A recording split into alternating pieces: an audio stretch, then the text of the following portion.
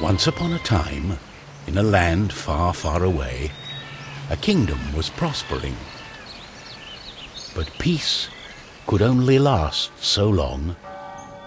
The old king died. With no descendant to the throne, the kingdom fell into chaos. Lust for power blinded warriors and wizards alike. New kings emerged, only to fall the next day. But the madness of men would soon be overshadowed by a far greater evil. The magic that once gave life and good fortune had transformed into something sinister. One by one, grave by grave, the dead began to rise, feeding off the energy that grew stronger with each passing night. Fear spread throughout the kingdom, and it was soon abandoned. But something was about to happen that would change the course of history. On the outskirts of the kingdom, near the Astral Academy, a thief carried out her cunning plan. Everything was perfect. She had made her way to the castle and would soon lay her hands on the treasure she so desired.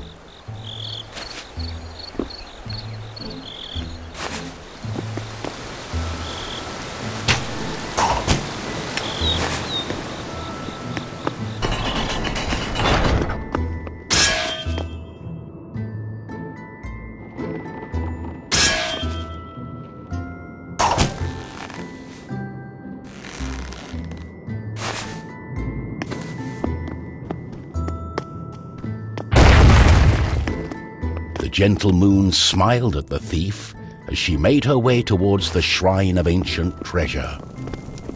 Strangely, the protective charms around the shrine allowed her to enter unharmed. I got it.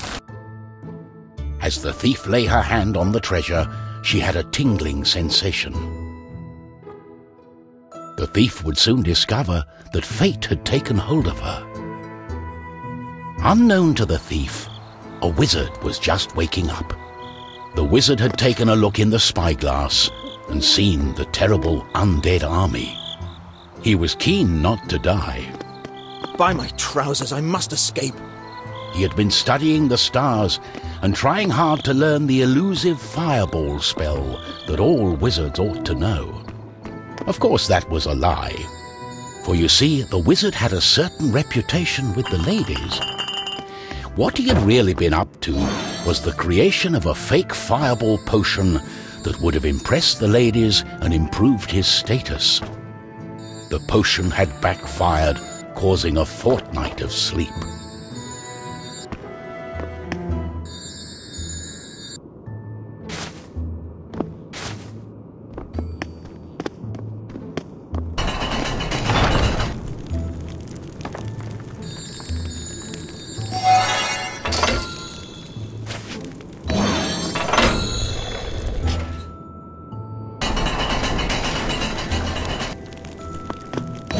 The wizard saw a glimmering light coming from the shrine.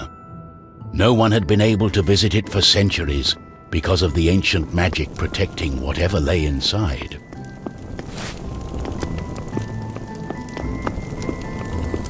Oh. My darling, why the painful look on such a pretty face? What is this object you are holding on to? How did you get here? The wizard touched the thief's hand, and then the object. His hand got stuck. What kind of trickery is this? For once, the wizard was more interested in magic than anything else. He was also afraid for his dear life. But there was someone nearby who welcomed a challenge. At the other end of the Astral Academy, a knight had been practicing his own skills to battle the undead and prove himself worthy of joining the king's army.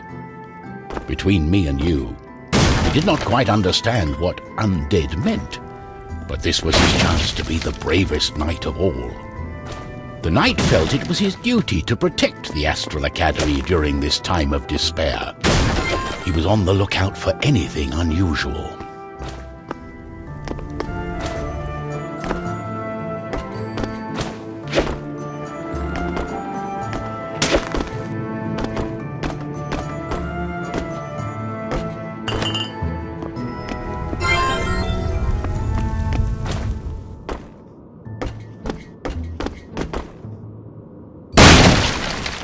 Oh!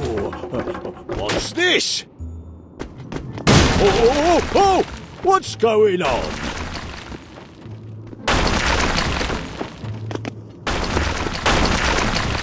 The knight saw a faint light coming from the age-old shrine.